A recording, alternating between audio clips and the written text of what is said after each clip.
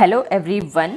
आज हम English first flight से एक पोएम डिस्कस करेंगे जिसका नाम है द बोल poem, composed bye John Berryman.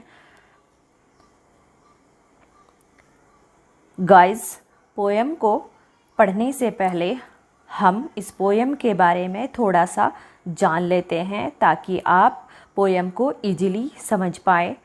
यहाँ पर एक छोटा सा बच्चा है जो आप देख रहे हैं, ये उसकी बॉल है जो यहाँ पानी के अंदर चली गई है। अब ये बच्चा बहुत ज़्यादा दुखी है, जबकि इस बॉल का जो मूल्य है वो ज़्यादा नहीं है।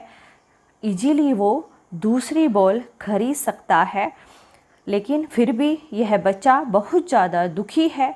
यह बच्चा इतना दुखी क्यों है, यही जानने के लिए हम इस पोएम को पढ़ेंगे। और दूसरी बात जो कवि ने हमें यहाँ पर समझाने की कोशिश की है कि अगर कोई चीज़ हो जाती है तो हम उससे क्या सीखते हैं। Now let's start. What is the boy now? वो लड़का अब क्या है। Who has lost his ball? जिसने अपनी बॉल को खो दिया है।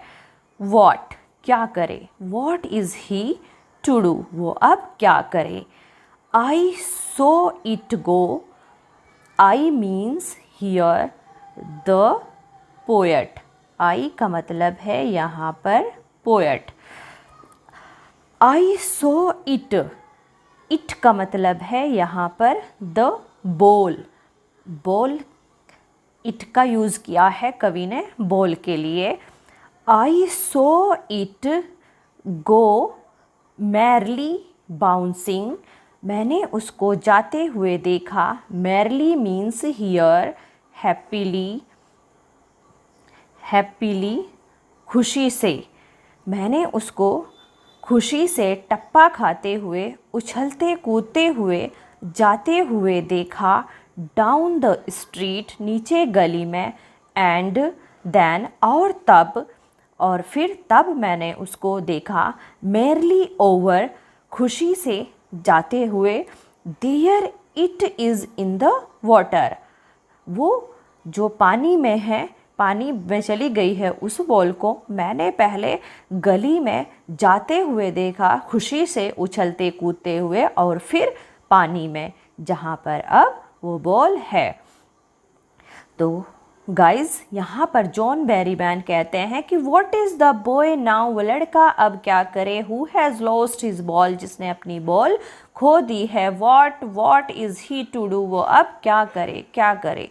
आई सो इट गो, मैंने उसको जाते हुए देखा, उस बॉल को जाते हुए देखा। मैरली बाउंसिंग, खुशी के साथ उछलते कूदते हुए। डाउन द स्ट्रीट, नीचे गली में। And then merely over, there it is in the water, और अब जहाँ पर वो पानी में है वहाँ पर उसको जाते हुए देखा।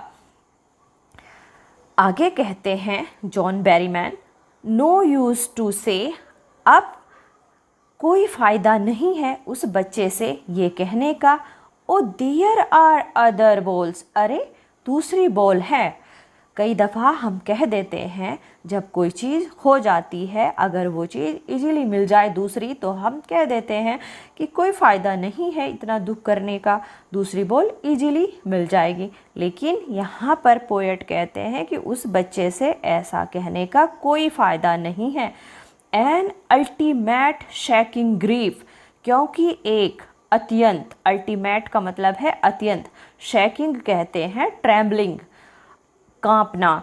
एक अत्यंत दुख ने, ग्रीफ दुख ने, एक अत्यंत दुख ने फिक्सेस द बॉय, लड़के को फिक्स कर दिया है, मतलब जैसे जमा दिया है। As he stands rigid, rigid कहते हैं जो बहुत ज़्यादा, मतलब अब वो खड़ा है बहुत ज़्यादा दुख के साथ। ट्रैम्बलिंग, कांप रहा है। स्टेयरिंग डाउन, घूर रहा है नीचे, मतलब जहाँ पर वो बॉल चली गई है उस जगह को घूर रहा है। all his young days into the harbor। उसके सारे युवावस्था के दिन भी उसी तरह उस ठिकाने में चले गए हैं। where his ball went, जैसे उसकी बॉल चली गई है, जिस तरह से उसकी बॉल पानी के अंदर चली गई है, खो गई है उस बच्चे की बॉल, तो ऐसे ही कवि कहता है कि उसकी युवावस्था के दिन भी इसी तरह से खो गए हैं। I would not intrude on him। Intrude का मतलब है यहाँ पर दखल अंदाजी करना। मैं उसके साथ कोई दखल अंदाजी नहीं करूँगा। कवि कह रहा है कि मैं जाके उस बच्चे को परेशान नहीं करूँगा, दखल अंदाजी नहीं करूँगा।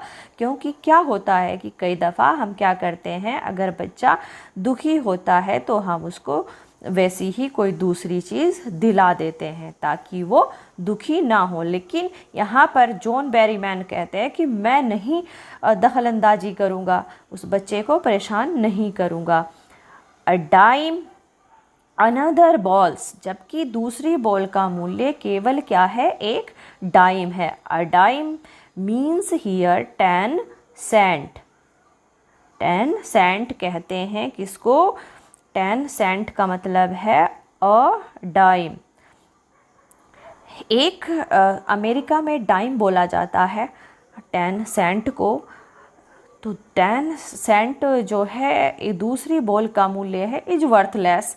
लेकिन फिर भी वो दूसरी बॉल उस बच्चे के लिए क्या है, वर्थलेस है, बेकार है। Now he senses first responsibility, लेकिन वो यहाँ पर अपनी पहली रेस्पॉन्सिबिलिटी सीखेगा, अपनी पहली जिम्मेदारी सीखेगा। इसीलिए मैं उसको परेशान नहीं करना चाहता हूँ। इन अ वर्ल्ड ऑफ पोजेशंस, इस संसार के अधिकार क्षेत्र में, इस संसार का जो अधिकार क्षेत्र है, पीपल विल टेक बॉल्स, लोग बॉल लेंगे, balls will be lost always, और हमेशा ऐसा होगा, बच्चे, लिटिल बॉय, छोटे लड़के, बॉल खो जाएंगी। And no one buys a ball back, और कोई भी वापस बॉल खरीद कर नहीं देगा। मनी इज़ एक्सटर्नल, पैसा तो बाहरी चीज़ है। अब वो कवि जो है बच्चे को सिखाना चाहते हैं कि संसार में बहुत सारी चीज़ें ऐसी होंगी जो लोग लेंगे और वो खो भी जाएंगी, पर क्या है, वो आपको वापस ख़रीद कर नहीं देंगे, क्योंकि पैसे से क्या है, हर चीज़ खरीदी नहीं जा सकती है। He is learning well behind his desperate eyes, अब वो सीख रहा है well behind, जो आँखों के पीछे वाली चीज़ें जिनको हम आँखों से नहीं देख सकते, वो भी चीज़ें अब वो बच्चा सीख रहा है। द एपिस्टीमोलॉजी कहते हैं study of knowledge of loss, जो एक खोना है, कोई चीज़ खो जाना है, उसका अध्ययन, उसके ज्ञान का अध्ययन वो बच्चा कर रहा है। हाउ टू स्टैंड अप, कि कैसे उसको किसी चीज़ को खो जाने के बाद भी खड़े रहना है, यही ज्ञान वो बच्चा अब ले रहा है। नोविंग वॉट एवरी मैन, जिसको हर एक आदमी को जानना होता है। मस्ट वन डे नो, हर एक ना एक दिन हर एक आदमी को इस बात को जानना होता है। And most know many days, और बहुत से लोग एक दिन इस बात को जान ही जाते हैं। हाउ टू स्टैंड अप, कि कैसे खड़े होना है। तो यहाँ पर जो कवि है वो इस बोल पोएम के माध्यम से जो मैसेज हमें देना चाहते हैं वो यही है कि ये जो संसार है इसके अंदर हमें बहुत सारी चीज़ें खो देनी होती है। हमारे साथ ऐसा होता है कि बहुत सारी चीज़ें हैं जो हमें बहुत ज़्यादा प्रिय होती है। जैसे उस बच्चे को वो बॉल प्रिय थी, भले ही उसकी कीमत ज़्यादा नहीं थी, लेकिन वो उसके लिए जो है बहुत ज़्यादा कीमती थी। ऐसे ही हम सब के साथ होता है, बहुत सारी चीज़ें जो हमें बहुत ज़्यादा प्रिय होती है वो खो जाती है। हम नहीं चाहते उसको खोना और हम दुखी भी होते हैं, लेकिन फिर भी हमें खड़े रहना होता है, मजबूती के साथ उस सिचुएशन का सामना करना होता है। भले ही सिचुएशन कैसी हो, हमें खड़े रहना होता है हर स्थिति में और उन मुश्किलों का सामना करना होता है ताकि हम और कुछ अच्छा कर पाए। आई होप आपको ये पोएम बड़े अच्छे से समझ आ गई होगी और वो मैसेज भी आपको समझ आ गया होगा जो इस पोएम के माध्यम से जॉन बेरीमैन हम सभी को देना चाहते हैं कि कैसे हमें हर मुश्किल से मजबूती के साथ खड़े होकर लड़ना है और जीवन में अच्छा करना है। Thanks for watching. Thank you.